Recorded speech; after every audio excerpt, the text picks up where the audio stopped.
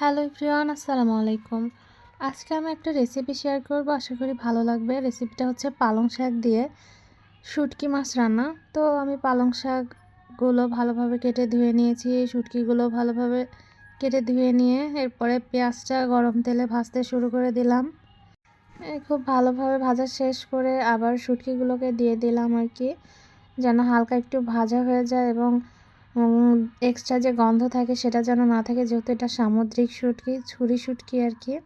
তো আমি সব ধরনের মশলা দিয়ে সে অ্যাড করে মশলাটা ভালো করে কষিয়ে নিচ্ছিলাম আর কি। কষানো শেষ হয়ে গেলে আমি শাকটাকে দিয়ে দিব। ছোট বাচ্চারাও কিন্তু এই খাবারটা খেতে পারবে। আর পালং শাক কিন্তু অনেক উপকারী একটা শাকগুলোর মধ্যে একটি আর কি। সবুজ শাকের মধ্যে একটা খুবই উপকারীও শাক। তো ভালোভাবে কষানোর চেষ্টা করতেছি। আর পালং শাক থেকে তো এমনিতেই পানি বের হয়, এজন্য এই রান্নায় আমি কোনো এক্সট্রা পানি ব্যবহার করব না। এর আগে আমি পালং শাক দিয়ে ডালের একটা রেসিপি করেছিলাম, সেটার ভিডিও দেওয়া আছে, ওটাও কিন্তু অনেক মজার একটা রেসিপি ছিল।